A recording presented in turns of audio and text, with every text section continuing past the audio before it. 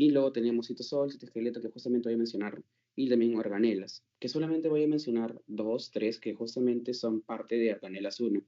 Ya próximamente se va a poder observar lo que es organelas 2 y bueno, siguiendo. Entonces, chicos, primero quiero aprender y quiero que ustedes sepan la diferencia entre citoplasma y citosol. Bueno, citoplasma es en general todo, ¿ok? Es todo. Es decir, citosol y organelas celulares. Todo lo que tenga que ver parte de la célula. Sin embargo, tenemos que tener en cuenta algo muy importante. A pesar de que el núcleo sea parte de una organela, no se le considera parte del citoplasma. ¿Y esto por qué? Porque justamente si vemos esta imagen de acá, el rango para decir citoplasma es desde el núcleo hasta la membrana celular, ¿ok? Es por eso que no consideramos lo que es núcleo. Bueno, núcleo como parte de lo que es citoplasma, ¿ok? Pero sí, pues, obviamente es una organela. Ahora, tenemos funciones importantísimas que me gustaría recalcar y dentro de ello vamos a hablar principalmente sobre lo que es desarrollo de reacciones metabólicas específicamente celulares. Dentro de ellos, las más importantes es la formación de ATP, ¿ok? Y recuérdense que estos tipos de reacciones se va a deber mediante lo que es una respiración aeróbica. Ahora, ¿qué más tenemos acá? Tenemos lo que es almacenamiento de nutrientes, diferentes compuestos que vamos a ver y vamos a ir desglosando más adelante. Ahora, también tenemos lo que es algo muy importante que puede ser parte de lo que es pregunta, que en este caso, ¿qué componente se encarga de participar en el movimiento celular? Y bueno, más que nada, más adelante vamos a ver cómo es la función del movimiento y la contracción, bueno, muscular, ¿ok? Ahora, dentro del citoplasma se encuentra el citosol, ¿ok? Pero ¿qué es el citosol? Únicamente, como puse acá, es el caldito, por así decirlo, de todo lo que es la célula. Es decir, toda la parte líquida. No mencionamos las partes estructurales, ¿cómo se llama? Lo que vamos a ver ahí. Bueno, perdón, ya. Es decir, únicamente la parte líquida, ¿ok? La parte líquida del citoplasma. ¿Qué más adelante vamos a hablar sobre un poco más de ello? Ahora, ¿y qué contiene esto? Justamente tenemos enzimas, proteínas, iones, nutrientes, que justamente se van a encontrar nadando, por así decirlo, en la parte del citoplasma. Ahora, no es parte estructural, únicamente la parte líquida, ¿ok? Ahora, tenemos algo muy importante también acá, que ¿por qué es importante la parte del citosol? Porque acá se genera lo que es la glucólisis. A ver, chicos, ¿alguien sabe lo que es la glucólisis?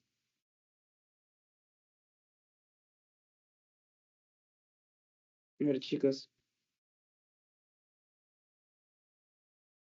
El rompimiento de la glucosa. Exacto. Justamente, específicamente es, no, formación no, eso es génesis. Lisis es rotura, ¿ok? Eso lo sabemos adelante, pero simplemente acuérdate, cuando veas lisis es rotura, o en este caso, bueno, está bien, pues rotura. Es decir, van a tratar de romper la glucosa y finalmente con la finalidad de formar lo que es piruvato, que es la forma más, bueno, diminuta, por así decirlo, de la glucosa. ¿Ok?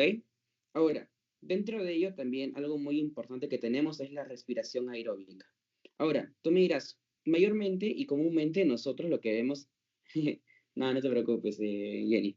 Ahora, para hablar un poco más de lo que es la respiración anaeróbica. Ahora, tú miras, pero justamente nosotros necesitamos ATP, hablamos de respiración aeróbica. Sin embargo, van a haber ciertos acontecimientos, van a haber ciertas situaciones en las cuales van a haber el cambio de respiración aeróbica a anaeróbica. ¿Ok?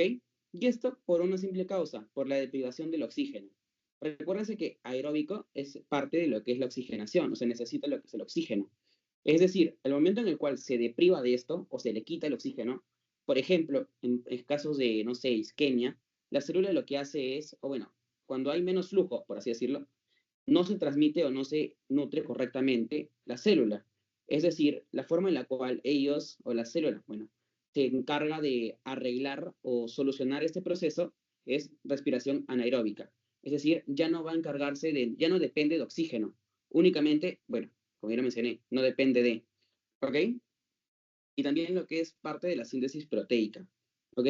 Entonces, chicos, esa parte clarita, ahora me confirman, porfa, con manitos, para ir avanzando poco a poco, porque, a ver, chicos, ya, perfecto. Ya, entonces hablamos un poco más sobre lo que es la estructura del citoesqueleto. Tenemos que tener en cuenta algo muy importante en lo que nos dice las literaturas. Es en este caso compuesto de microtúbulos, microfilamentos y filamentos intermedios. Vamos a ir desglosando uno por uno, ¿ok? Y algo que tener en cuenta, sí o sí, es decir, están unidos mediante enlaces débiles no covalentes. Revisando esto, bueno, un lado de química, tenemos que tener en cuenta algo muy importante. Estos tipos de enlaces son, por así decirlo, fuertes, pero tienen una característica, que son reversibles. Es decir, se pueden separar, ¿ok? No necesitan de un componente químico, justamente por lo que acabo de mencionar acá. Y es, bueno, también, bueno, la parte de lo que ya mencioné, reversible. Ahora, ya acá lo mencioné justamente cuáles son los tres componentes. Microtúbulos, también tenemos los filamentos de actina, pero para ello vamos a recordar lo que es la actina G y cómo se forma lo que es el filamento correcto. Y luego vamos a tener lo que es el filamento intermedio, que vamos a ir viendo más adelante. Ahora, dentro de sus funciones tenemos cuatro muy importantes y una de ellas que tenemos que tener en cuenta es, en este caso, la estructura y el soporte. Y para ello, justamente lo que me menciona el CARP es que clínicamente la célula es como un andamio, bueno, la parte en este caso de los filamentos, o bueno, del microtúbulo también actúan como un andamio celular, es decir, lo que hacen es generar un soporte a la célula. Y eso vamos a ver más adelante. Pero así como para viéndolo de una manera general, se encarga de qué? Estructura y soporte. Ahora, ¿qué nos dice y qué es importante de los microtúbulos? Determina la forma de la célula. Es decir, que los microtúbulos van a poder, bueno, en este caso, formar diferentes, bueno, componentes o diferentes formas de la célula. ¿Ok? Y eso lo vamos a ver también más adelante cuando hablemos de lo que son flagelos y, bueno, cilios. ¿Ok? También tenemos lo que es el transporte intracelular. Y para ello también vamos a hablar más adelante, pero como previas se me encarga de lo que es el transporte celular. Ahora, también como lo que mencioné, contracción y motilidad, ¿ok? Y organización espacial. Ahora, ¿qué es importante acá? Que justamente también parte de lo que es estos componentes se encargan de la parte de la mitosis. Y eso también más adelante, ¿ok? Entonces, como previas, tenemos que tener cuatro cosas como conceptos importantes de las funciones en general. Soporte, transporte, contractibilidad y posible organización, ¿ok? Ya. Ahora, hablando específicamente sobre los microtúbulos, porque el CAR menciona que dentro de los tres componentes, el más importante es el microtúbulo. Ahora, tenemos características importantes. Dentro de ellos son protofilamentos, es decir, bueno, composiciones de monómeros. Ahora, ¿cuál es la característica de ellos? Es que son de forma, como ya lo mencioné, o bueno, como se ve acá, es de forma lineal, ¿ok?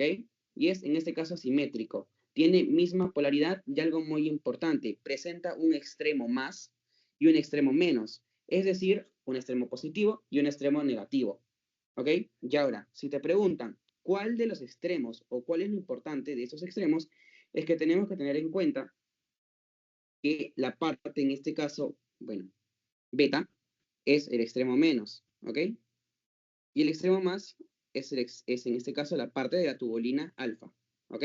Bueno, tubulina alfa y tubulina beta, ¿ok? Entonces, si te preguntan cuál es la parte o cuál es el extremo en el cual se encarga o bueno, tiene la parte de la polaridad negativa, acuérdate que es el extremo B, en el extremo, bueno, de la tubulina beta, ¿ok? Y el extremo más, o la parte positiva, se encarga de la parte alfa, ¿ok? Tenemos dentro de lo que es los microtúbulos diferentes proteínas. eh, a ver, ¿alguien quiere participar o mencionar algo? Creo que es Kelly. Mm, Ok, ya. Siguiendo, dentro de ellos tenemos proteínas relacionadas. Y dentro de ellos se habla la MAP. ¿Qué significa? Proteínas relacionadas. ¿Ok? A microtúbulos. Eso significa la MAP. ¿Ok? Más que nada, los MAPs se les considera como MAP clásicas. Es decir, los más comunes se les llama MAP clásicas. ¿Ok?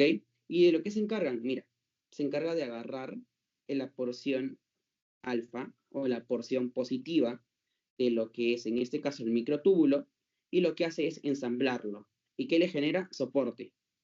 Esa es la función en sí. ¿Ok? Ahora, ¿cómo se regula en este caso las proteínas MAP? Se regula por un proceso de fosforilación.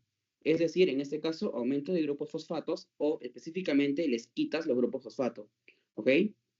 Ahora, esa es la forma en la cual se controla. Ahora, ¿qué pasa? Y es importante porque seguro se lo pueden preguntar. ¿Qué pasa cuando nosotros tenemos un aumento de los grupos fosfato? En este caso en las proteínas MAP. ¿Qué proteína es la que se encuentra más fosforilada? No sé si... Y bueno, está acá de circulito. Es la proteína tau. o tau, ¿ok? Esa proteína tau se considera una de las proteínas, o bueno, una parte de las proteínas relacionadas a los microtúbulos que está compuesto de bastantes grupos fosfatos, ¿ok? Ahora, y te podrían preguntar, ¿qué pasa o cuál es la enfermedad que se asocia con, bueno, aumento de proteínas tau? ¿Alguien se acuerda o alguien ha revisado eso? Alzheimer. Exacto, es el Alzheimer, ¿ok? No se olviden, porque eso puede ser pregunta de examen. El Alzheimer se asocia mucho con lo que son las proteínas tau. Ahora también hay otros tipos de causas del Alzheimer, pero bueno, características de ello. Ahora, siguiendo con lo que son los microtúbulos, porque esta es una parte sencilla, tenemos que van a haber proteínas motoras, ¿ok? ¿Qué quiere decir esto? Que lo que van a hacer es movilizarse, ¿ok? Y como se puede ver acá, son como personitas que van a ir dando un paso por un paso, ¿ok? Y cada paso forma 8 nanómetros. Pero si das dos pasitos, mira acá, de acá para acá y de acá para acá, serían dos pasos, es decir, 16 nanómetros. ¿Ok? Y de eso se encarga. Ahora, es importantísimo mencionar lo que se encuentra acá. ¿Por qué se da esta formación? Es debido a que nosotros requerimos de ATP. Es decir, al momento en el cual nosotros pasamos de un estado de energía química a un estado de energía mecánica, pues en este caso, a ver, ya.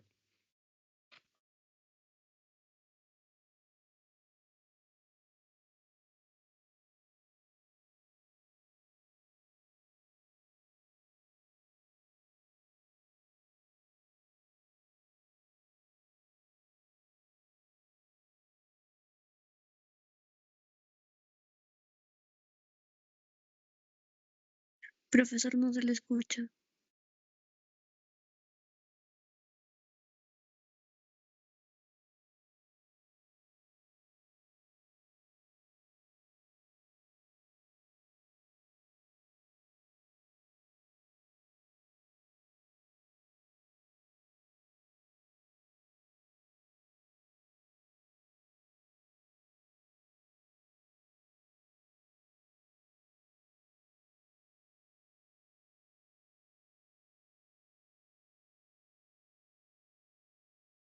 Mm, ¿Se me escucha ahora sí?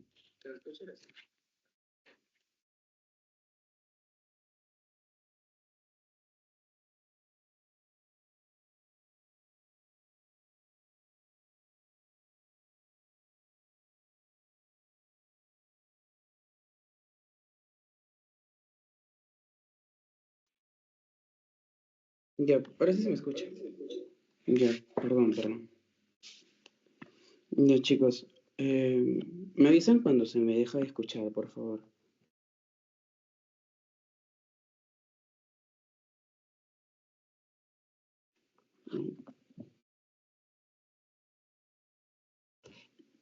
Ok, ¿se me escucha? Ya, porque voy a ver así entonces, porque se me acaba de mutear el otro lado. Ya, entonces justamente hablando de lo que les había mencionado, para que se pueda generar lo que es la energía, pase de energía química a energía mecánica, se necesita de ATP. Es decir, en este caso justamente nosotros necesitamos de que haya energía, pero eso únicamente cuando realizamos lo que es la fuerza, ¿ok? Al momento en el cual nosotros requerimos ATP, únicamente va a ser cuando nosotros tenemos que dar la energía, ¿ok? La fuerza. Ahora, ¿qué pasa en estos casos? Nosotros lo que nosotros buscamos ahorita es... A ver, un momento. Ya. Entonces, esto únicamente se da cuando hay un movimiento. ¿Qué pasa cuando nosotros tenemos que estar en un estado de relajación? Porque luego de que hay una fuerza, necesitamos un reposo. ¿Qué pasa con el ATP? Lo que pasa es se hidroliza y se convierte en un compuesto que es ADP. ¿Ok? Es decir, cuando hay una energía, bueno, pasa una energía química, una energía mecánica, se necesita de ATP. Cuando deja de funcionar esto, o deja de, bueno, no funcionar, sino deja el momento de moverse, de estar en un estado de relajación, porque luego de una contracción pasa, o bueno, luego de un movimiento pasa lo que es la relajación. Y lo que es el ATP que nosotros usábamos para energía, lo convertimos en ADP, ¿ok? ¿Y eso qué genera? Lo que es en este caso que ya no se forme la energía y se pueda reutilizar para el siguiente movimiento de la proteína motora, ¿ok? Ahora, una característica importantísima es en este caso que es unidireccional, ¿ok? Unidireccional, es decir, únicamente va de un lado a otro, ¿ok? Puede ir del lado positivo al lado negativo o del lado negativo al lado positivo, ¿ok? Ahora, dentro de las cinesinas tenemos lo que es la familia o la proteína relacionada a la cinesina, que también se le conoce así. Tenemos la más común, que es la cinesina 1. Es un tetrámero. ¿Qué quiere decir que es un tetrámero? Tiene cuatro componentes. Tenemos acá dos cadenas pesadas y dos cadenas ligeras. ¿Ok? Dentro de ello tenemos características que justamente acabo de mencionar. Y muy importante, mire, de cada cabecita o de cada cadena pesada hay un cuellito. Es decir, acá está su cadena ligera. ¿Y cómo se transmite esta energía? Por ejemplo, el acá genera la fuerza, ¿verdad? Y el acá mientras tanto está reposando. Y el acá lo que va a pasar es así, o sea, van así como que moviéndose y uno descansando y el otro. ¿Y cómo se transmite esta información o esta energía? Es, pues en este caso, por los jueguitos que te acabo de mencionar. ¿Ok? Eso es importantísimo. Ahora, y si te das cuenta acá, recordamos que te he mencionado que los microtúbulos están compuestos por lo que son protofilamentos, es decir, líneas de lo que son, bueno, en este caso, tubulinas alfa y beta. ¿Ok? Entonces, ¿cómo se agarran estos tipos de proteínas, bueno, proteínas mecánicas, ¿ok? O motoras. Lo que hacen es únicamente unirse a un protofilamento, ¿ok? Ahora, y recordemos algo muy importante. Si nosotros teníamos ATP para que se pueda formar lo que es el movimiento, la fuerza, ¿qué pasaría si nosotros tuviéramos menos ATP? A ver, chicos.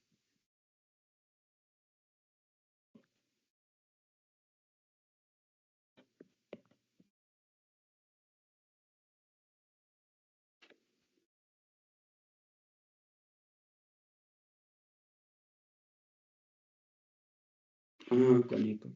Ya. Es que me parece raro porque... ya. Ya, ahora sí se me escucha. Ahora sí se me escucha bien. Muy bien, disculpen. Ya, ahora sí, ya, perfecto. Entonces, justamente como les acabo de mencionar, así como para haciéndoles un repasito. Ya, más bien disculpen, porque... Ah, ya, voy. Miren. A ver, un momento, ¿dónde está? Ya. ¿Se acuerdan que nosotros, así para explicarlo mejor y dándole un repasón al toque, ¿se acuerdan que nosotros, en la parte de los microtúbulos, están compuestos por tubulinas, ¿verdad? Monómeros de tubulina, es decir, bolitas de tubulina. ¿Ok?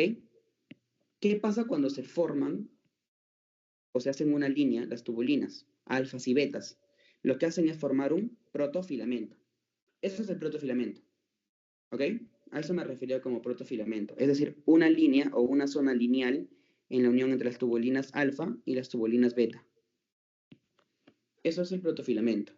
Y por eso justamente acá se puede observar, miren, cómo solo hay una línea. Es decir, esos serían dos protofilamentos o un protofilamento. A ver, chicas, o chicos, o bueno, chicas. ¿Cuántos protofilamentos se encontrarían en esta imagen de acá? Uno. Uno, ¿verdad? Porque te acabo de mencionar que las cadenas alfa y beta en una zona, bueno, en este caso, imaginemos que esto de acá está volteado, es decir, está de lado echadito. Sería algo así. Y en cada uno de estos habría protofilamento. Bueno, tiene tubulinas alfa, beta, todo así. ¿Es verdad? Cada línea o cada linita es un protofilamento. ¿Ok?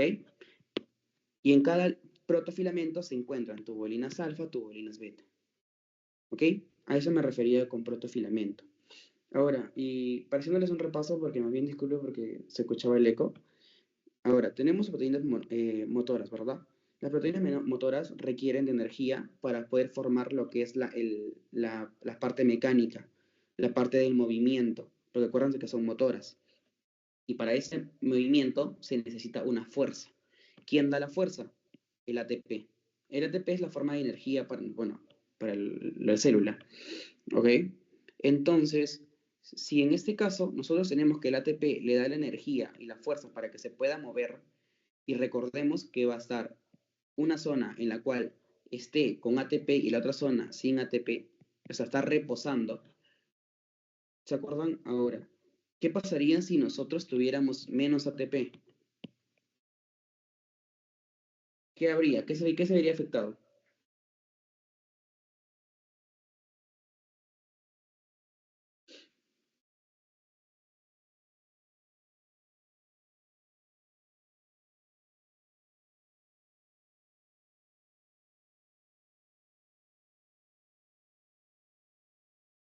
Ya, chicos, miren, entonces, acuérdense algo muy importante. Como les mencioné, pues, para que se pueda mover el paciente, bueno, el paciente no, bueno, en este caso, el microtúbulo necesita de ATP, ¿ok? Para que dé cada pasito, necesita ATP. ¿Qué pasa si nosotros tenemos más ATP? Bueno, en este caso, el microtúbulo caminaría más rápido, ¿verdad? En vez de que si tuviéramos menos ATP, caminaría lento. Es por eso que justamente acá puse rapidez es directamente proporcional al ATP. A más ATP, más rapidez. ¿Ok? A menos ATP, menos rapidez. ¿Ok? ¿Se me dejó entender esa parte? Ya. Ahora, y como se acaba de mencionar, por cada pasito es unos 8 nanómetros. Y en esta imagen de acá, tú te das cuenta que mira dónde inicia. En el tercer cuadradito y termina en el último. Es decir, da 2 pasos. Es por eso que en esta imagen de acá se calculan 16 nanómetros, porque dio 2 pasitos. ¿Ok? 8 por 2, 16 nanómetros. ¿Ok? Y como te acabo de mencionar, es progresivo, es unidireccional y es, en este caso, coordinado. Ahora, tenemos dos tipos de cinesina aparte de lo que es la cinesina 1. Primero, la cinesina... Bueno, ahora, yo les acabo de mencionar, qué importante, ¿qué zona tiene unión con el ATP? Ahora, para ello tenemos que acordarnos acá, miren. Esa zonita de acá es la cabeza y esa zonita de acá, bueno, en ese caso es, bueno, el pedúnculo, el cuellito. ¿Qué zona se encuentra unido con el protofilamento?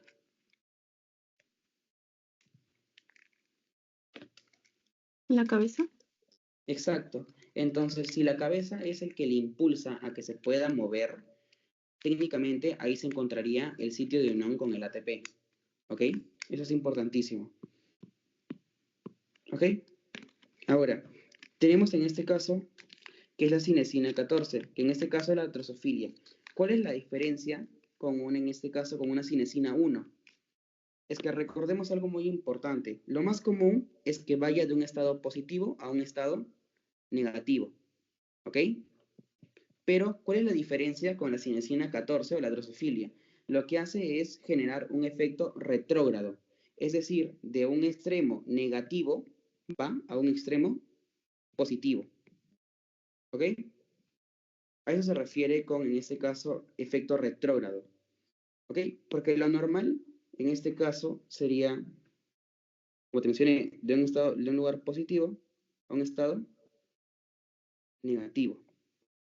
En el caso de la cinesina 14, en vez de irse para acá, para el lado derecho, se va para el lado izquierdo, es decir, está de forma retrógrada. ¿Ok? Retrógrada. Ahora, y la cinesina 13, ¿cuál es su función? En ese caso tenemos que tener en cuenta que la cinesina 13 es específicamente, es la que no se mueve. Es una proteína motora que se queda estática. ¿Ok? A comparación de una cinesina 1 o la cinesina 14, que como se acaba de mencionar, como se puede ver acá, es de efecto retrógrado. ¿Ok? Entonces, ¿esa parte clara, chicas? Chicos.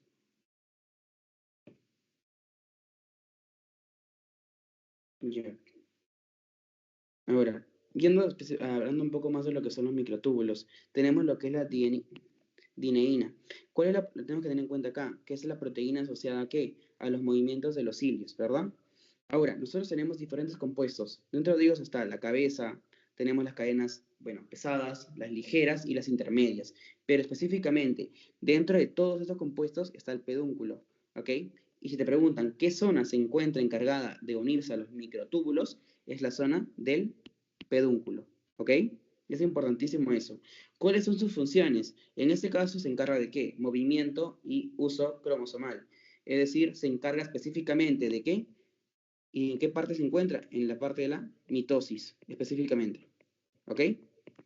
En la mitosis. Y eso se lo pueden preguntar, en qué fase o en qué zona o en qué parte del uso y movimiento cromosomal de los microtúbulos se encuentra, específicamente en la mitosis, ¿ok?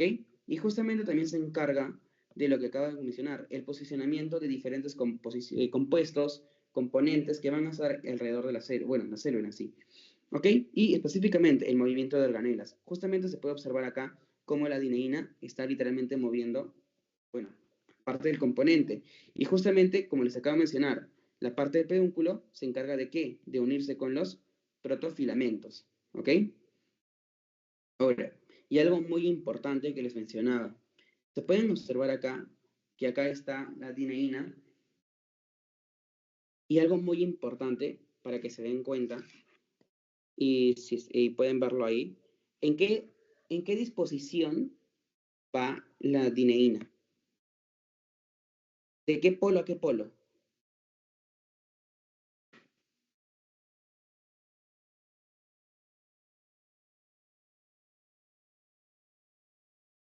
Retrógrada. Algo retrógrado en sí, ¿ok? Y específicamente tenemos que tener en cuenta algo muy importante. Miren acá, si se dan cuenta, en este caso las cinesinas, miren para dónde se va, de un lugar negativo a un lado positivo, ¿ok? Ahora, ¿qué pasa con la diferencia con lo que son en este caso las dineínas? Van en lado contrario, ¿ok? Acuérdense, eso es muy importante. En sí, las dineínas van en lado opuesto a las cinesinas, pero van de la misma forma y de la misma coordinación, ¿ok? Importante, importante, ninguna de las dos va en diferentes lugares, es decir, no puede irse a los dos polos, únicamente a una zona, ¿ok? Porque es unidireccional, ¿ok? Ya. Entonces, siguiendo justamente, tenemos que tener en cuenta lo que les acabo de mencionar, lo que son la parte de los microtúbulos que se encarga específicamente de darle la forma a las células. Y como hablamos ahorita de lo que son los cilios. Ahora, dentro de los cilios tenemos algo que se llama axonema. ¿El axonema qué es? Es el núcleo del cilio, específicamente es toda esta parte de acá. ¿Ok? Tenemos en este caso que de dónde nacen los cilios, específicamente del cuerpo basal, ¿verdad? De acá. Y ahora, dentro de todo lo que tenemos que tener en cuenta de los cilios, van a haber diferentes proteínas, ¿ok? Y acá se pueden observar, miren, la dineína, la anexina y la teclina. Ahora, importantísimo, ¿cuál es la única o cuál es la proteína que está encargada específicamente de la parte del movimiento? Es la dineína, ¿ok? Y como menciona acá, mira, prolongaciones a los microtúbulos A. Ahora, para que entiendas un poco cómo es este movimiento, te mostré acá los cuatro pasos que te menciona el CARP. Te menciona principalmente cómo la dineína primero hace que el túbulo A con el túbulo B se unan, ¿ok? Se unan y forman, por así decirlo, una unión, ¿ok? Posterior a ello, lo que hace la dineína es generar algo que se llama golpe de poder. Es decir, lo que hace es que, miren, como el túbulo A no cambia su morfología, sino cambia de posición. Es decir, se va para un lado derecho, para un movimiento, para un lado específicamente. ¿Ok? Posterior a que literalmente lo que hace la dineína es moverlo, dice, bueno, ya no tengo nada que hacer acá, entonces ¿qué hago? Suelto al túbulo B, el túbulo de acá. Lo suelto. Es decir, mira, se despliega, se desprende. Posterior a ello, sigue, en este caso, a la otra posición del túbulo B y lo que hace es volverse a unir con el túbulo, bueno, el túbulo A con el túbulo B por la dineína, ¿entienden? Y ese movimiento en el cual literalmente hace que jale el túbulo A, y el túbulo B se muevan, se genera un movimiento, como se puede ver acá. ¿Ok? Y ese es el movimiento específicamente ciliar. ¿Ok? Movimiento que van a generar los microtúbulos. ¿Por qué? Porque ya te acabo de mencionar. La dineína que hace es, por así decirlo, jalarse o empujarse de lo que es el túbulo B. ¿Ok? Generando un golpe de poder que hace que luego se desprenda y siga volviéndose a unir. Lo que hace esta manifestación o esta consecuencia es el movimiento de esa zona. ¿Ok? Ahora, si te preguntan, y justamente está en su PPT, lo que es la diferenciación entre los cilios y los flagelos, tenemos algo muy importante. Los flagelos incluso se usan más para el movimiento de la misma célula, ¿ok? Pero los cilios están, bueno, por ejemplo, tenemos células que van a estar ubicadas, posicionadas en un lado, pero que lo que se encargan los cilios es de movilizar compuestos, ¿ok? Del lado extracelular. Ahora, tenemos acá, miren, flagelos en cantidad es menor a lo que son los cilios, pero a comparación de los flagelos son más largos. ¿Por qué? Porque van a apoyar al movimiento celular. ¿Ok? Y justamente como te acabo de mencionar, y algo muy importante y que pueden preguntarles, ¿cuál es la diferencia más importante? Miren, la coordinación. Los cilios tienden a generar un movimiento más coordinado a comparación de los flagelos. ¿Ok? Y quizás les puedan preguntar, bueno, el tamaño, el grosor, pero bueno, acuérdense mucho de lo que son, lo que justamente acabo de mencionar, ¿ok?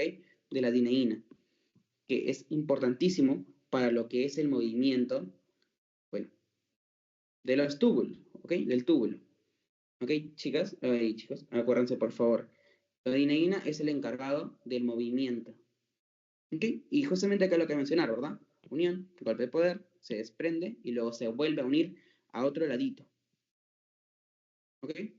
Entonces, esa parte sí, ¿todo claro, chicas, chicos?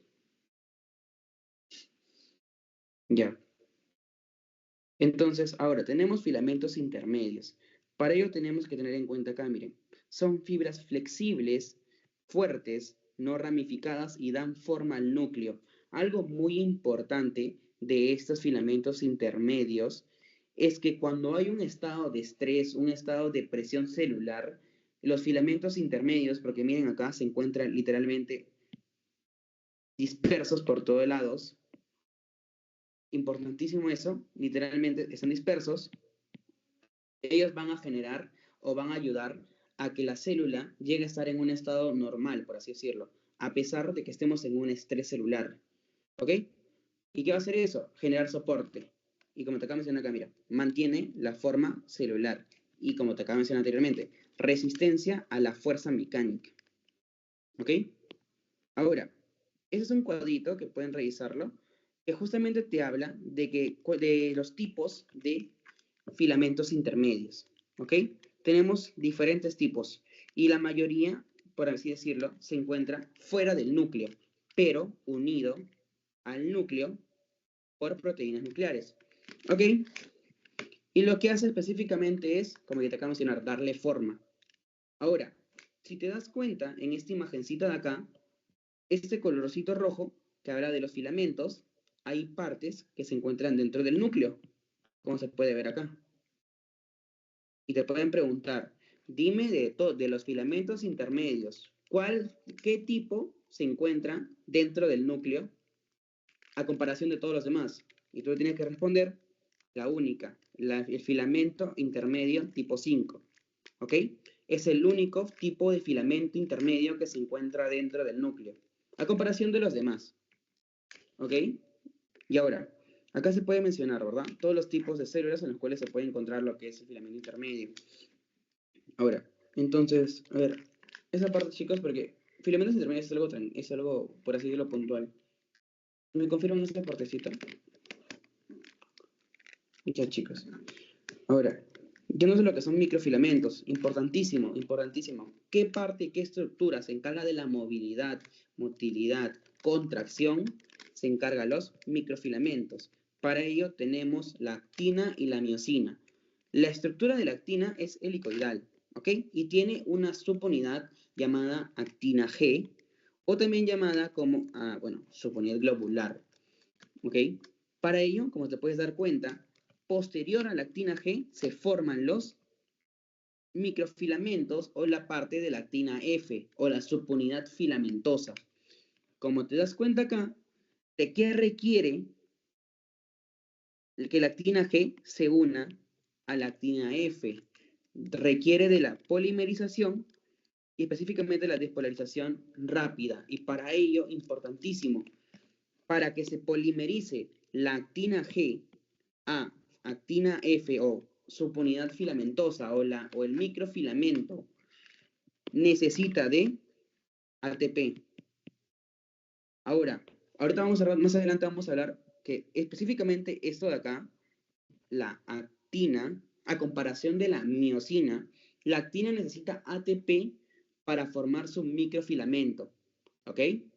Pero la miosina necesita el ATP para generar su función. Y ahí tienes dos cosas importantes que mencionar. Uno se ayuda específicamente para su función y la otra para que se pueda construir o formar correctamente. ¿Ok? Ahora, esto es lo mismo, ¿verdad? Mira, actina G se forman específicamente. Ahora, ¿qué es importantísimo y qué te muestra esta imagen? Para ello tenemos que tener en cuenta dos cositas. Tenemos también acá un extremo positivo, un extremo más y un extremo menos. Ahora, ¿cómo se le llama el extremo más? Se le llama también extremo con púas, ¿ok? Y el extremo menos se le llama extremo puntiagudo. ¿Qué extremo crece más rápido? Importantísimo, el extremo con púas, es decir, el extremo positivo. Tú te preguntarás, ¿cómo crece? Ganando actina G. ¿Y cómo ganas, en este caso, la actina G? Específicamente de dos formas. O es que, bueno, de manera normal, y si no, la parte del extremo menos lo que hace es despolimerizarse, es decir, de todo su filamento, de la parte negativa, expulsa actinas G y lo que hace es utilizarse para que se forme el extremo más. Es por eso que se llama también en este caso, o bueno, también se le llama la parte puntiaguda, porque ahí únicamente lo que hace es mantenerse su tamaño o expulsar actina G para que pueda ayudar a crecer el extremo más, ¿ok? O el extremo positivo o el extremo con púas, ¿ok? Y justamente acabo de mencionarlo acá. ¿De qué depende para polimerizarse? Como ya te acabo de mencionar, ATP, ¿ok? Requiere ATP para polimerizarse, para formar el microfilamento. Ahora, dentro de ello hay algo muy importante que el CAR también lo menciona, que se le llama ciclo dinámico o efecto Noria. Tú te preguntarás, ¿qué es eso? Significa que el microfilamento, a pesar de que esté ganando por un lado, por el extremo más actina G, y perdiendo por un lado, el extremo menos, más actina G, se mantiene de la misma forma, ¿ok? Se mantiene de la misma forma. Por eso se le llama ciclo dinámico. Porque, por así decirlo, la parte de atrás le dona componentes para que vaya creciendo la parte de adelante, ¿ok? Y por eso en este caso se llama efecto Noria. ¿Ok? Y característica importante de este efecto, a pesar de que se pierda y se gane actina G para formar correctamente el microfilamento, específicamente se mantiene el tamaño del microfilamento. ¿Ok, chicas? ¿Me podrían confirmar eso, por favor? Si está bien, ¿todo claro? Si no, levanten la mano y me consultan, no hay problema. Ya. Entonces, como justamente acabo de mencionar acá, ciclo dinámico, importantísimo, ¿ok? Ahora, también hablamos de lo que es la miosina. Como también mencionado al otro lado, la actina requiere ATP para polimerizarse, para formarse. Pero la miosina requiere de ATP para funcionar, ¿ok? Ya, estaba aceptando ahí, ya. Es decir, requiere ATP para que funcione. Sin ATP no funciona, pero puede formarse correctamente, ¿ok? Ahora, algo importantísimo. Tenemos acá específicamente las características de una miosina. Es decir, tiene una cabeza y una cola. La cabeza está compuesta por cadenas ligeras y por la porción N-terminal de una cadena pesada, como te puedes ver acá, miren. Una cadena pesada, su porción N terminal. ¿Ok? De eso está compuesta la cabeza, específicamente de la miosina. ¿Ok? Y si te preguntan, de todo este compuesto, ¿dónde se une con la actina? Porque para que se una la actina y la miosina, para que llegue a la contracción, se necesita ATP. ¿Ok? Entonces, ¿dónde se une específicamente para todo ese proceso? En la cabeza. En la cabeza presenta el sitio de unión para poder generar su función. ¿Ok? Ahora, ya acá hay cositas que deberías tener en cuenta muy importante. Ya. Para ello tenemos cositas ahí. Mira acá. A comparación de la actina, la miosina es anisotrópica. Ahora, ¿qué significa inositrópico o anisotrópico? Anisotrópico refiere o menciona o significa que así sería tu compuesto, ¿verdad? Algo así. Tu cabecita y tu cola. Ya. Quiere decir que una porción del compuesto tiene una función X y la otra función del otro lado tiene una función Y.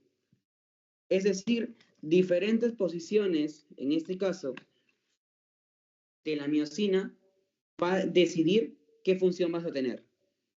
¿Ok? Eso es importantísimo. Ahora, tenemos acá, miren, ¿qué miosina se moviliza para el extremo puntiagudo? ¿Ok? ¿Qué miosina se moviliza específicamente para el lado puntiagudo? ¿Ok? Acuérdense acá, puntiagudo, es decir, para el extremo negativo, no para el extremo positivo. Y específicamente, ¿cuál de todas las miosinas? La miosina 6, ¿ok? Porque dentro de todos los tipos de miosinas, tenemos miosinas convencionales y no convencionales, ¿ok? Y justamente como te mencioné, requiere de ATP, importantísimo, ¿ok, chicos? Requiere de ATP para su funcionamiento, para que funcione.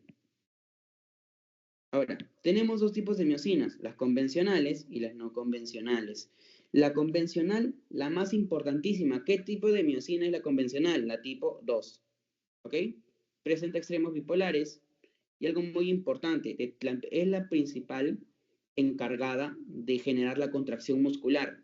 Entonces, si te preguntan, ¿qué tipo de miosina, específicamente el tipo, se encarga principalmente de la contracción muscular? Tú marcas el tipo 2. ¿Ok? Si te preguntan qué tipo de miosina se va para el lado opuesto, específicamente para el lado negativo, o la parte puntiaguda,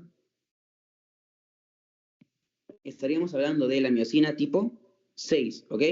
Y si te preguntan, ¿la miosina 6, tipo 6 es convencional o no convencional? Tú le mencionas que es no convencional, es decir, no forma filamentos. Característica importantísima.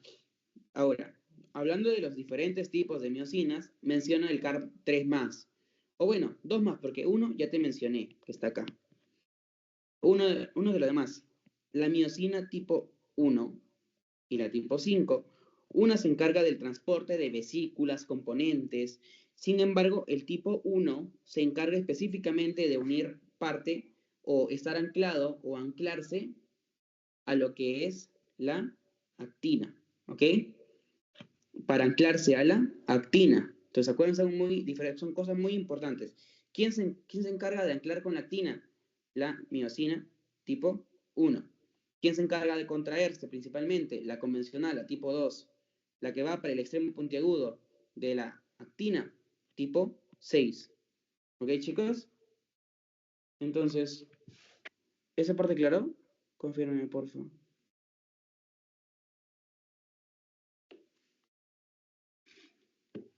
¿Esa parte claro, chicos?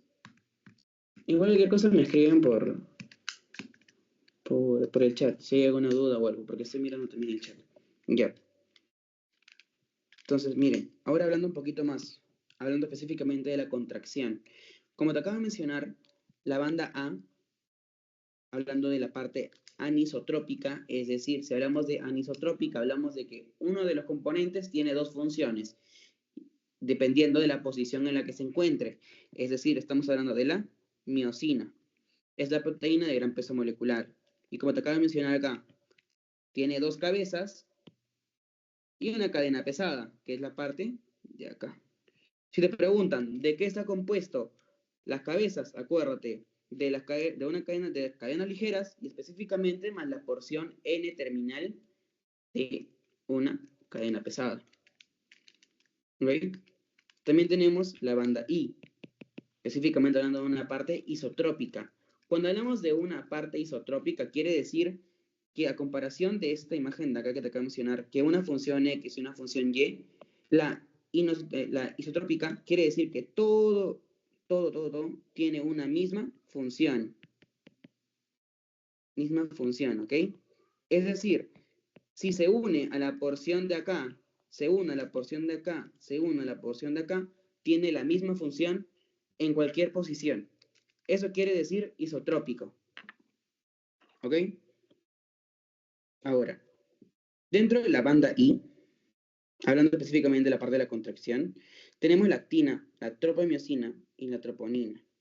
¿Ok? Y justamente acá se puede observar todo lo que es, en este caso, la parte del sarcómero, que es todo lo que tiene que ver con la contracción muscular. ¿Ok? Pero hablando de maneras rápidas, porque esto no es parte, simplemente para especificar cuál es la función de la actina y la miosina. La actina está cubierta ¿de qué? De tropamiosina, ¿ok? La tropamiosina es esa parte de acá, miren, es una liga. Si se dan cuenta, miren, es una liga que se encarga específicamente ¿de qué? De bloquear la unión entre la actina y la miosina. Es decir, para que haya contracción, tiene que haber la unión entre la actina con la miosina. ¿Quién lo bloquea? La tropomiosina. ¿Ok? Ese componente se encarga de bloquearlo.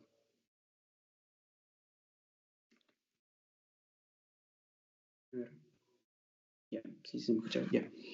La tropomiosina, ya. Entonces se encarga de bloquearlo. Ahora, tenemos también la componente de la troponina I. Bueno, troponinas en general, ¿ok? Se une específicamente con la tropomiosina. Esto va a estar así amarrado, ¿ok? ¿Qué pasa cuando ingresa específicamente el componente y la sustancia importantísima para que haya contracción? ¿Cuál es? El calcio. Cuando se une el calcio con la troponina C, lo que hace es que la tropomiosina le diga, ya, vete de acá. Y lo que hace es poder unir específicamente la actina con la miosina. ¿Ok?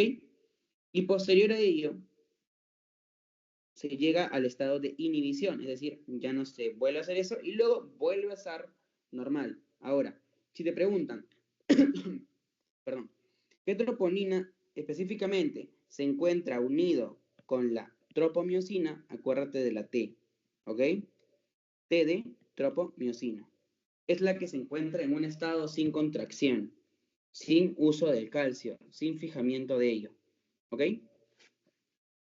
Y en esa imagen de acá se muestra cómo es el orden y la organización de lo que es el sarcómero. Tenemos acá la zona M, la banda A, el sarcómero por completo y los discos de Z. ¿Ok? Si te preguntan qué componente se encarga de dividir cada sarcómero, los discos Z. ¿Ok? Eso es importantísimo. Tenemos la zona desnuda, que acá en este caso no hay unión. ¿Ok?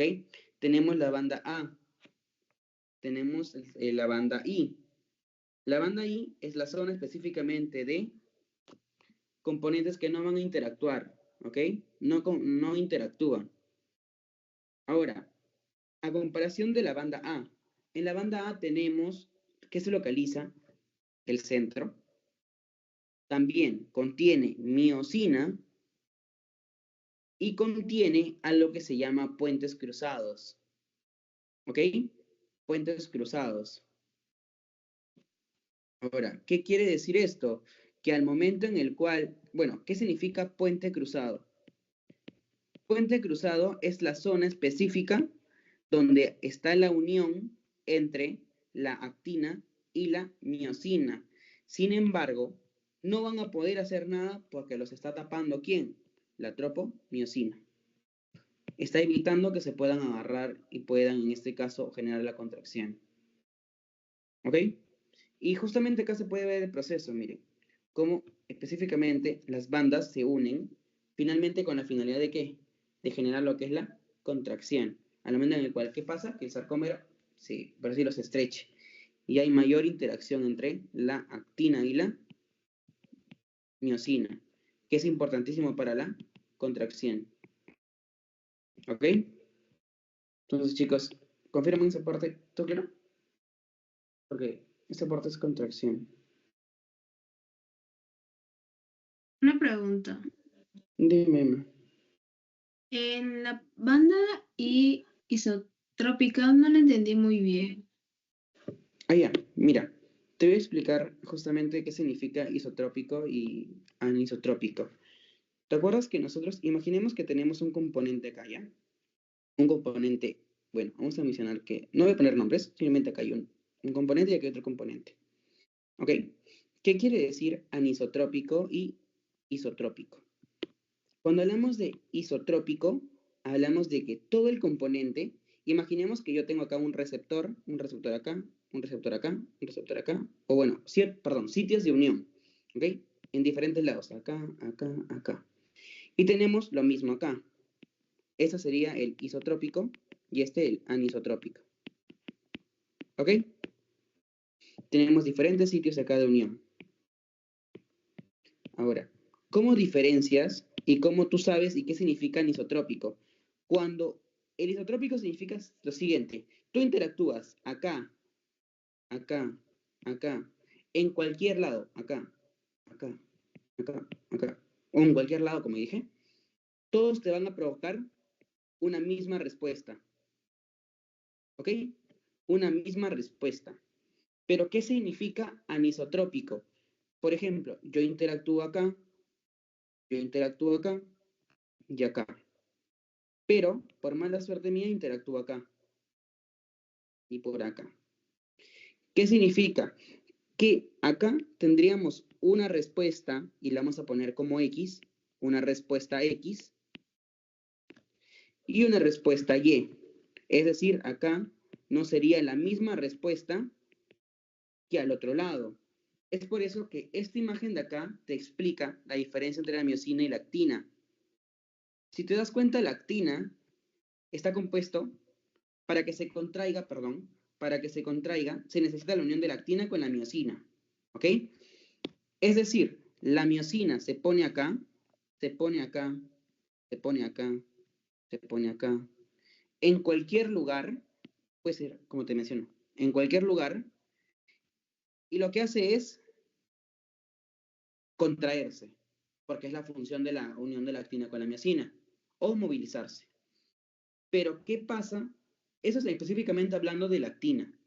Pero, ¿qué pasa si cuando se une específicamente la cabeza, que es la zona en la cual específicamente está asociado con el ATP y con la parte de la contracción, se une a cualquier posición de la actina? ¿Qué provoca? Contracción. Pero, si se une acá, específicamente en una cadena pesada, se une, esta posición de acá, se une en cualquiera de estos lados, no se va a contraer. Es decir, no va a presentar la misma respuesta que presenta, bueno, a comparación de la actina, que tú la puedes simular acá, acá, acá, acá, acá, en cualquier lado, y pum, se contrae o genera el estímulo. Eso es diferente con bueno, con la miosina. No sé si me dejé entender eso. A ver, ¿me Sí, confirmas sí si lo me dejé entender eso? entendí. Sí se lo entendí Ya, ahora. Sí. ya, gracias. Igual cualquier cosita me escribes o igual me interrumpes, no hay problema. Ya. Entonces, ahora, este justamente para que ya para ir siguiendo, ese es el resumen general de lo que tienen las propiedades, tanto de los microtúbulos, de los microfilamentos y de los filamentos intermedios. ¿Ok? Y cómo es su composición, miren. El que te acabo de mencionar, justamente, el filamento intermedio se va de manera dispersa en cada posición, ¿verdad? En cada lado. ¿Ok? Y si se acuerdan, les mencioné que específicamente hay un tipo. ¿Se acuerdan qué tipo de filamento intermedio es el que es únicamente, el único tipo que se encuentra en la zona del núcleo?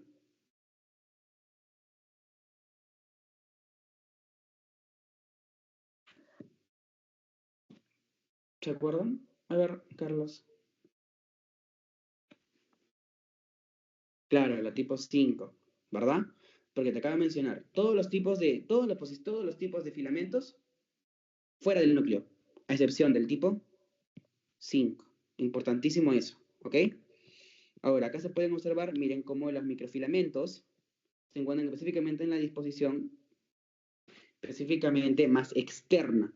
No externa fuera de la célula, sino específicamente en la parte más limitada, por así decirlo. ¿Ok?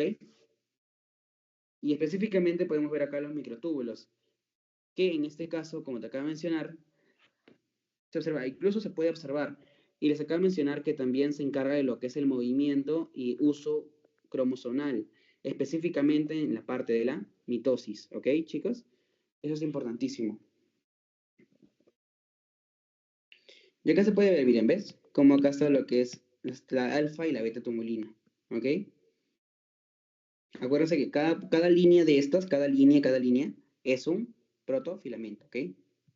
Ahora, y justamente eso es un resumen general de lo que es la diferencia de los microfilamentos y filamentos de actina. ¿Ok? Pues chicos, hasta ahí, ¿alguna pregunta con todo lo que hemos visto para resolver algo?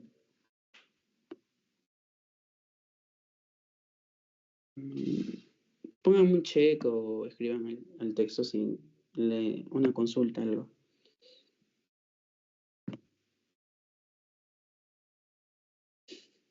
Ya. Perfecto, perfecto, chicos, ya. Igual cualquier cosa me avisan, porque estoy acá para apoyarlos.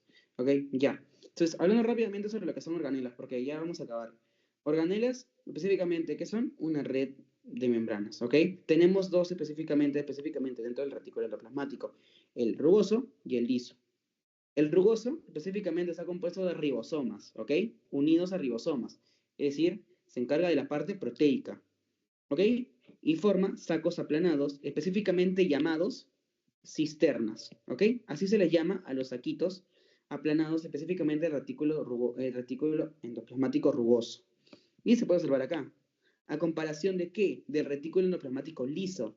Característica principal. ¿Cuál es la diferencia entre el retículo endoplasmático rugoso y liso? El rugoso presenta ribosomas. El liso no lo presenta, ¿ok? Importantísimo. La forma, ya te mencioné, saco o parte en forma de cisterna, y el que se forma en parte o se muestra como parte tubular es es el retículo endoplasmático liso, ¿ok, chicos? Tenemos diferentes funciones. Primero hablando de lo que es las funciones del retículo endoplasmático rugoso. Dos importantísimas, síntesis proteica de manera general y glicosilación. Ahora, para ello, quiero que tengan algo muy importante. ¿Alguien se acuerda o ha revisado qué es glicosilación?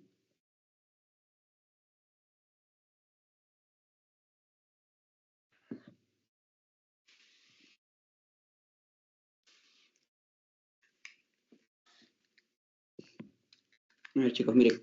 Glicosilación específicamente es cuando el momento en el cual se sintetiza una proteína, se le agrega un carbohidrato. ¿Ok? Eso es. ¿Ok?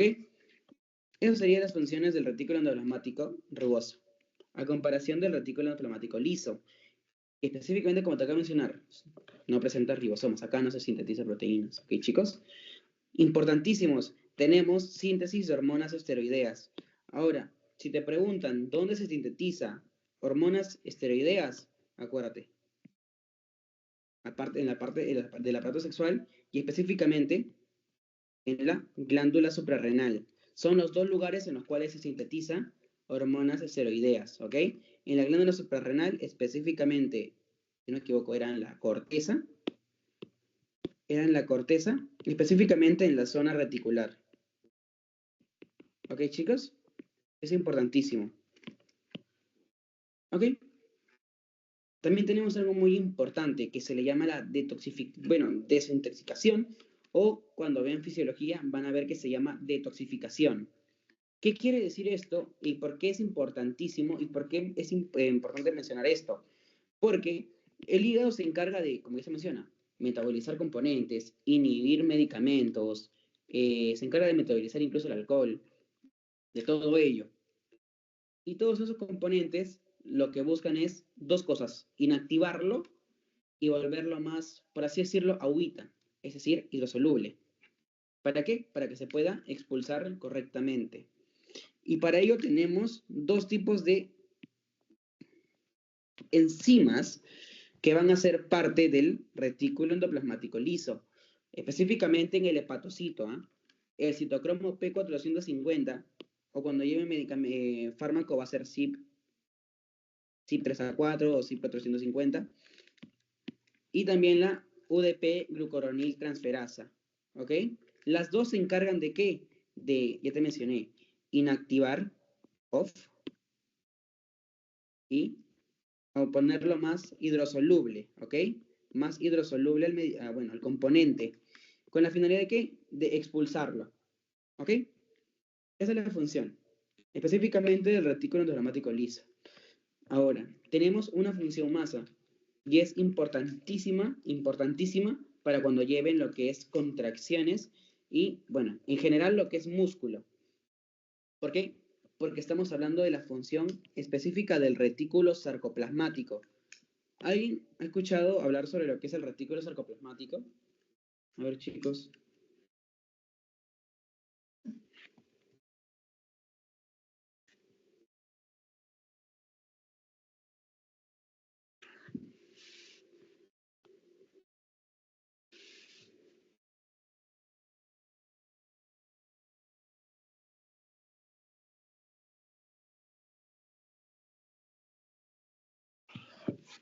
Miren, chicos, el retículo sarcoplasmático es un componente dentro de la célula que se encarga de almacenar calcio. Recordemos que, como les mencioné, para que haya contracción se necesita sí o sí calcio, sí o sí. Pero ¿qué hacemos nosotros con el calcio intracelular? Dos formas, lo botamos y lo almacenamos. ¿Y quién se encarga de almacenar? El retículo sarcoplasmático, o también se le llama, creo que, RES. ¿Ok? Significa retículo sarcoplasmático. Ahora, para ello, no solo se encarga de almacenar, sino se encarga de liberar. ¿Ok? Libera y almacena calcio. Ahora, y si en caso les preguntan, acuérdate algo muy importante. Tenemos dos receptores que liberan y almacenan calcio. El que almacena se le llama canal cerca. Y en ese caso, el que libera se le llama canal IRY. ¿Qué significa esto? Receptor de eritrodina. ¿Ok? Son los receptores que van a agarrar el calcio y otro receptor que va a liberar el calcio, específicamente el del retículo sarcoplasmático que se encuentra dentro de la célula. ¿Ok, chicos? ¿Ok, chicos? ¿Esa parte claro? Para explicar lo que es formación de proteínas. Y creo que eso, con una PT más, ya sería todo. A ver, chicos, confírmenme.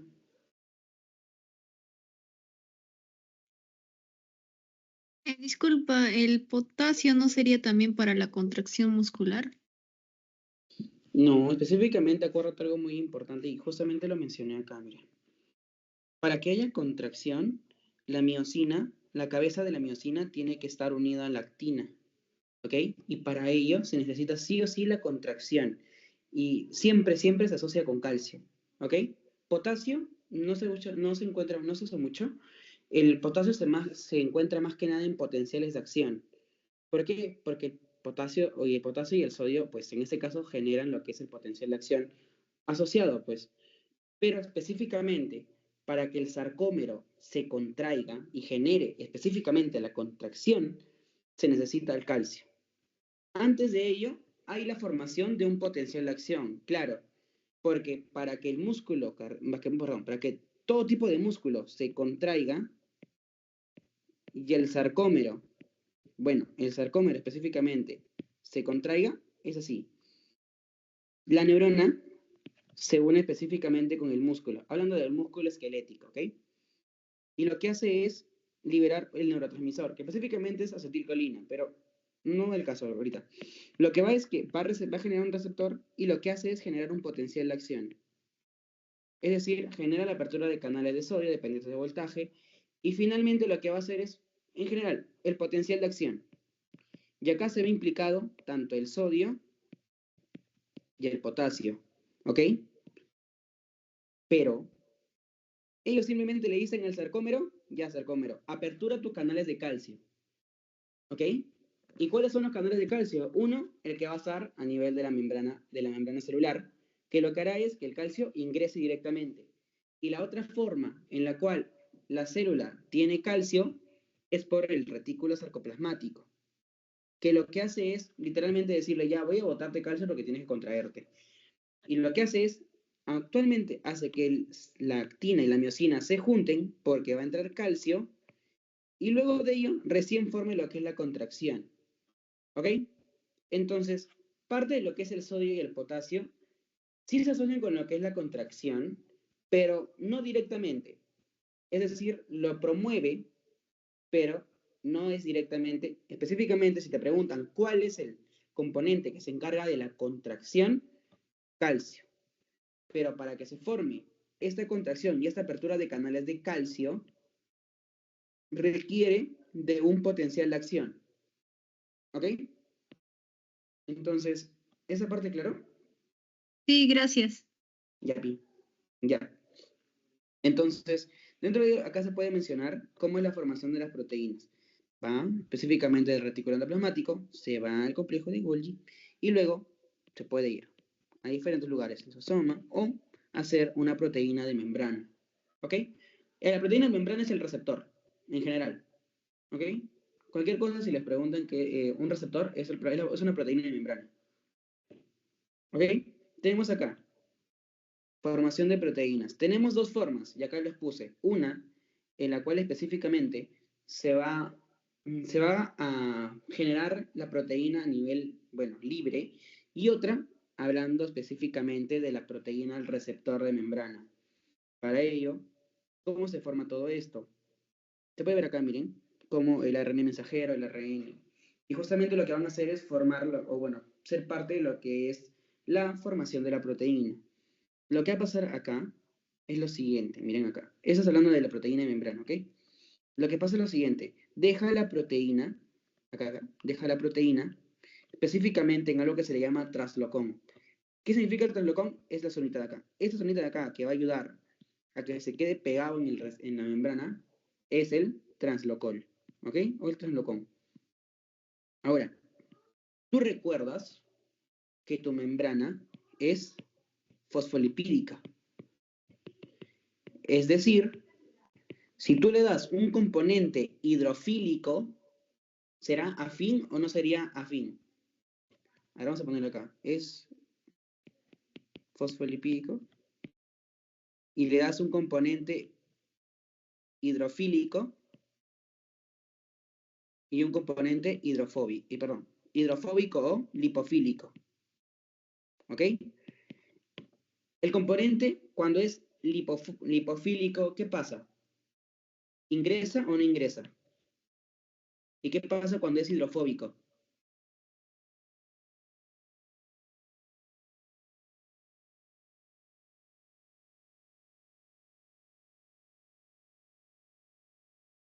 Bien, chicos, ¿se acuerdan que nosotros teníamos acá? Miren, vamos a hacer un ejemplo así. Ese es tu, bueno, tu membrana celular. Si tú tienes un componente que hacen que pum, llegue a tu celulita, ¿ok? Llegue, pum, llegue a tu membrana. Si es lipofílico, por ser afín o tener afinidad a lo que son los fosfolípidos, ingresa directamente, ¿ok? No hay mucho rollo. Si es lipofílico, o sea, es afín a los lípidos y tu membrana es fosfolipídica, va a entrar directamente. ¿Qué pasa con un compuesto hidrofílico? Es decir, no es afín a los lípidos, sino al agua. Lo que pasa es que no va a poder entrar. ¿Ok? Ese es el resumen de esto en sí. ¿Ok? Ahora, ¿qué pasa si nosotros tenemos un componente que lo ponemos en la membrana y es específicamente hidrofílico? Es decir, es afín al agua, pero tu membrana es hidrofóbico. ¿Qué pasa? Lo que hace es secuestrarlo. Es decir, lo que dices, ya, tú no te vas ni tampoco te entras. Eso en otras palabras. Y lo que hace finalmente es decir, ya, bueno, te voy a soltar. Y lo que hace es, pum, lo suelta. ¿Ok? Nada más. Entonces, como te mencioné, llega la proteína, al inicio es hidrofílica, es decir, está en contra de los lípidos, y lo que hace es, pum, el translocón lo bloquea. ¿Por qué? Porque no es apto, ¿ok?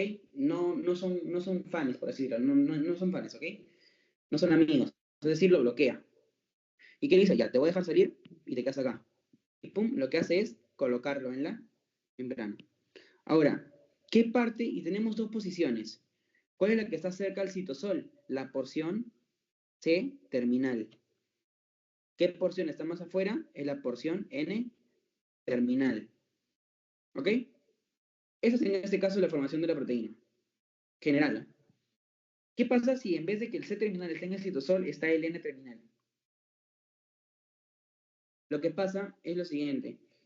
A pesar de que tenga las mismas cargas, miren acá, positivo y negativo, lo que va a pasar es que el translocón dice, bueno, tú no puedes hacer nada, estás bloqueado. Entonces, ¿yo qué hago? Cambio mi lugar. Es decir, lo que hace es, de estar en un estado positivo y negativo, pasa a un estado, bueno, perdón, de negativo a positivo, pasa a un estado de positivo a negativo. Es decir, cambia su posición. ¿Para qué?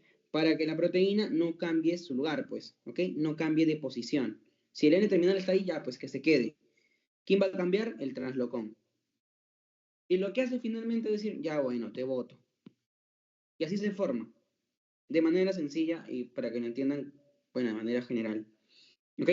Es decir, se puede formar y se puede colocar la porción C terminal en la parte citosol, como también se puede formar la parte N terminal. ¿Ok? Dentro de ello. ¿Ok, chicos?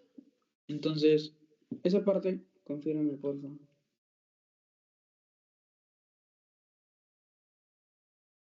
¿Esa parte claro?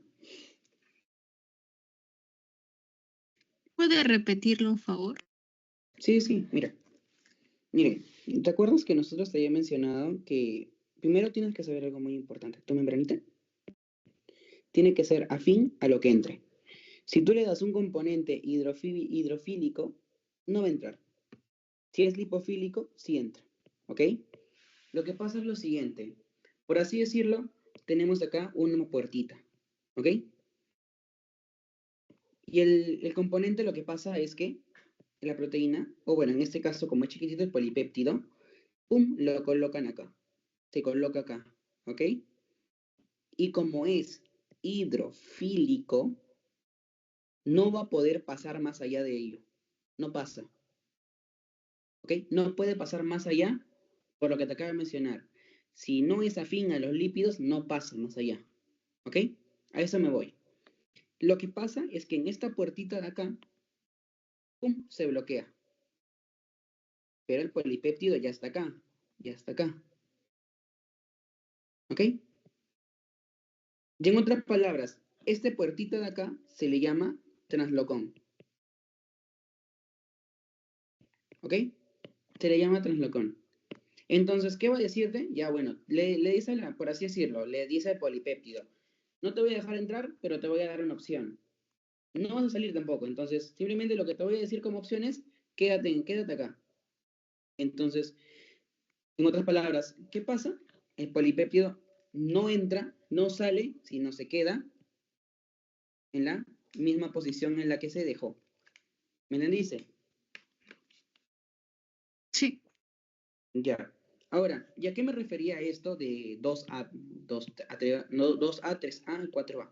Esto depende de la posición en la que se encuentre. La posición general es el C terminal en la parte de afuera, en la parte positiva, en la parte del citosol. ¿Qué pasa cuando no está el C terminal, sino está el N, que está bajito, mira, el acá? Se va para acá, se va para arriba, hasta acá. En este caso, el translocón lo que hace es decir simplemente, bueno, voy a darme una vueltita. Y lo que hace es, cambia su posición de, bueno, le da una vuelta, pues, ¿ok? Simplemente le da una vueltita. Y lo que hace es simplemente adaptarse a la posición en la que se encuentre, específicamente el polipéptido, ¿ok? Y eso, en otras palabras, cómo bueno, en ese caso es. ¿Ok? Entonces, ¿esa parte es clara? Ya. Entonces, acá también hay otra forma, mira, en la cual ya se queda afuera, ya se va para afuera. ¿Ok? Entonces, justamente como les acabo de mencionar, toda esta parte de acá es, bueno, está bien. Entonces, a ver. Ya. Entonces, siguiendo con lo que les acabo de mencionar. Hablando esta parte, tenemos 4 procesitos, ¿verdad? 4 procesos. El primer proceso es la síntesis inicial del polipéptido. Es decir, todo va a comenzar específicamente ¿de dónde? Del ribosoma. Para eso recordemos, el ribosoma, si les dice proteínas, y lo que hace es meterlo al huequito, pues. Lo mete al huequito. ¿Ok? También tenemos ribosomas externos, como estos luces amarillas, luces que se encuentran acá amarillas. ¿Ok? Esos son los externos. ¿Ok? Finalmente lo que hace es, lo mete adentrito. ¿Ok? Y lo que hace es, específicamente, se genera lo que es una señal específicamente acá. ¿Ok? Se puede ver cómo específicamente el ribosoma lo que hace es traducir al RNA mensajero, ¿ok? Lo que hace es, específicamente, es formar ello, ¿ok? Y justamente acá se puede observar, miren, el SRP. Específicamente esto, cuando se une un polipéptido, forma específicamente algo que se llama como complejo, específicamente complejo retículo, bueno, la parte de acá, pues, ¿ok? De la cadena, ¿ok? Eso es. Complejo, retículo y la parte del polipéptido, ¿ok? Al momento en el cual simplemente, el de acá es, por así decirlo, alguien que lo va a llevar al lugar donde debe ser. Y lo que hace es, pum, lo lleva. Se une con su receptor, ese complejito, y lo que hace simplemente es decir, ya bueno, ya cumpliste tu misión. Y pum, se va. ¿Y qué se queda? El polipéptido. El polipéptido entra y lo que hace es específicamente aumentar, ¿ok? Y llega a un punto en el cual aparece lo que son chaperonas, específicamente a lo que se llama como el VIP, y lo que hace es romperlo, ¿ok? Lo rompe. Y lo que hace es formar y generar algo más largo y la parte de lo que es la proteína, ¿ok? Eso es de manera general de lo que es esto, ¿ok? Justamente lo que hacen es, como te acabo de mencionar, lo rompen, ayudan también a lo que es su, por así decirlo, su formación correcta, ayudan a que se pueda colocar correctamente y que la estructura se pueda volver a, bueno, que el polipéptido tenga la estructura correcta, ¿ok? La estructura correcta que, bueno, técnicamente debería tener, ¿ok? Entonces, esa parte claro, para seguir con la última, que ya es lo último, creo.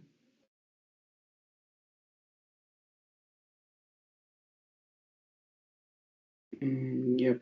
Entonces, rápidamente, creo que se duplicó. Sí, ya. Entonces acá, ya. Tenemos el complejo de Golgi. Rápidamente, ¿ok? También se le conoce como cisternas aplanadas y vesículas asociadas. Y comúnmente se les puede llamar como pilas de panqueques. O sea, se puede observar aquí, mira. ¿Ok? Ahora, como te das cuenta, una parte está cerquita al retículo y la otra parte está para afuera, pues. ¿Ok? No para afuera de la célula, sino para la parte opuesta. ¿Ok? La que se encuentra más cerca al retículo es la parte del red trans de Golgi. ¿Ok? Y la que está más afuera es la red cis. ¿Ok? Tenemos funciones. Específicamente algo muy importante, que es procesa, clasifica y específicamente capacita moléculas que van a ser sintetizadas del retículo endoplasmático rugoso y el del liso. También se encarga de la glucosilación. Ahora, tú miras, Eduardo, acá me se hablaba de lo que es la glicosilación, ¿verdad? Ahora, y justamente, ¿qué significa la glucosilación y glicosilación? La glicosilación y glucosilación son aumentar proteínas a un carbohidrato. Bueno, aumentar un carbohidrato a una proteína. ¿Ok? Pero para ello tienes que tener en cuenta algo muy importante. Que específicamente nosotros tenemos moléculas, o bueno, eso vas a ver más adelante. El carbohidrato se descompone, ¿ok? Se descompone en diferentes componentes, ¿ok? Y finalmente lo que hace es formar un oligosacárido y luego posterior a ello, cuando se reduce más chiquitito, se llama monosacárido, ¿ok? Ahora, la glicosilación es específicamente agregarle un azúcar general o un oligosacárido a una proteína, ¿ok? Esa es la glicosilación, ¿ok? Glicosilación es agregarle una proteína junto a un oligosacárido. Ahora, ¿qué es la glucosilación? Es agregarle a la proteína específicamente una molécula monosacárida, ¿ok? Específicamente, ¿cuál? Glucosa, ¿ok? Glucosa. Y eso es importantísimo, ¿ok?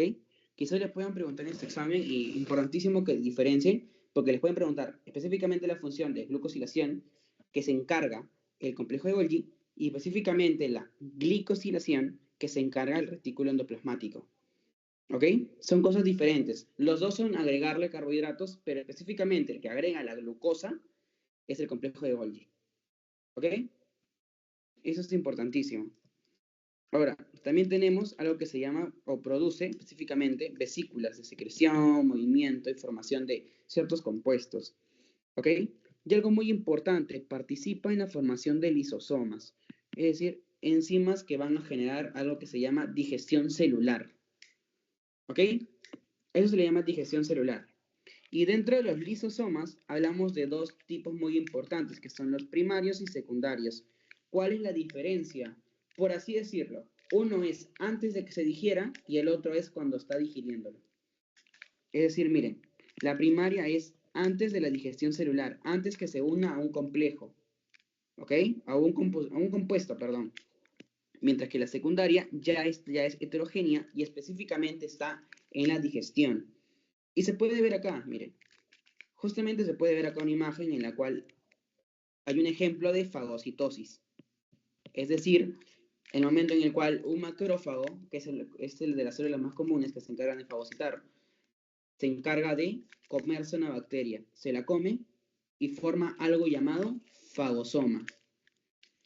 Para que en este caso el macrófago rompa este fagosoma, o bueno, perdón, para que el macrófago mate a la bacteria que está dentro del fagosoma, necesita enzimas digestivas. Se les llama lisosoma primario. Cuando se une el fagosoma con el lisosoma primario, el complejo que se llama es fagolisosoma, que no se puede mostrar acá, pero acá lo voy a mencionar. Okay. Eso sería el fagolisosoma. Es decir, la unión del fagosoma, que está acá, con el, específicamente con el lisosoma, ¿ok? Que son las enzimas digestivas. Cuando están antes de comer a algún compuestito, se le llama lisosoma primario. Cuando está en proceso de comerlo, se le llama lisosoma secundario. ¿Ok? Y una característica que esos lisosomas secundarios se pueden también expulsar. ¿Por qué? Porque al momento en el cual degrades un componente, buscas eliminarlo. ¿Ok? Exocitosis. ¿Ok? Y acá hay otra forma en la cual se llama la pinocitosis, que es otra forma en la cual se adquiere componentes. Y bueno, entonces chicos, esta parte, claro, con eso ya sería todo en sí. Acá serían las conclusiones y muchas gracias. Bueno, las conclusiones serían, pues en este caso, como mencionamos, citoesqueleto, soporte, forma y movilidad. ¿Ok? Organelas, estructuras especializadas específicamente para ayudar a todo lo que mencionamos. Síntesis proteica, producción de energía, digestión. Y bueno, acá también mencioné algunos componentes como por ejemplo los filamentos intermedios, que se encargan específicamente de lo que es el soporte estructural. Y finalmente, como les mencionamos, la finalidad al general de todo esto es transporte de vesículas, organización y también parte de la división celular. ¿Ok, chicos? Entonces, a ver, ¿me avisan? Cualquier cosita, a ver.